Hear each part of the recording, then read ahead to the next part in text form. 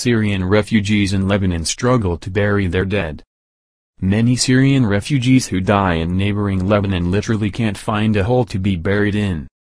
BEIRUT, Lebanon, AA. This summer, Hassan, a Syrian refugee who was severely injured and fighting in his war-torn home country, died after being brought to the Lebanese village of Akar. Hassan's cousin, however, was forced to keep the body in a tent for 3 days before he was finally able to find a place, and the money, to bury it. It was extremely hot weather, Hassan's cousin, Muhammad, told Anadolu agency. We could only reduce the swelling of the reeking corpse by placing bags of ice on it. I contacted several municipalities for help, he recalled. They finally gave us a plot of land in a cemetery, which cost $300. Hassan and Muhammad's story is all too familiar to many Syrian refugees who struggle not only to stay alive but also, in many cases, to bury their dead.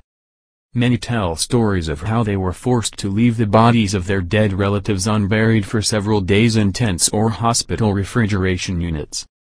In many places in Lebanon, such as the Bekaa Valley, Syrian refugees have been banned from burying their dead on public land because it belongs to the Lebanese Agriculture Ministry.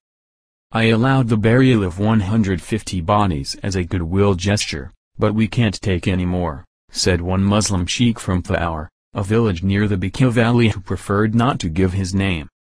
Tension has mounted recently between Syrian newcomers and the local people of Bekaa, who in some cases have asked the refugees to reinter buried bodies elsewhere. Many well-off individuals have come promising to open new cemeteries, said the sheikh from Faour. But, unfortunately, this never materializes.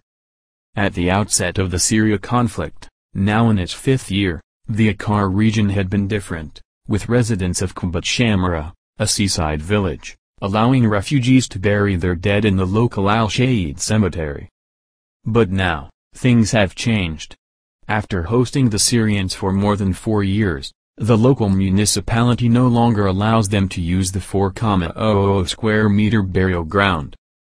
Abu Abdo, the supervisor of a tented settlement in Kibbutz Shamra, often mediates between the refugees and municipal officials in an effort to find low-cost plots of land for burial purposes.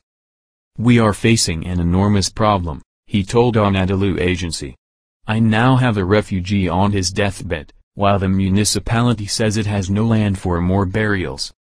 Under the current difficult circumstances, some Syrian refugees now sneak out at night, without the municipality's approval, and bury bodies wherever they find space.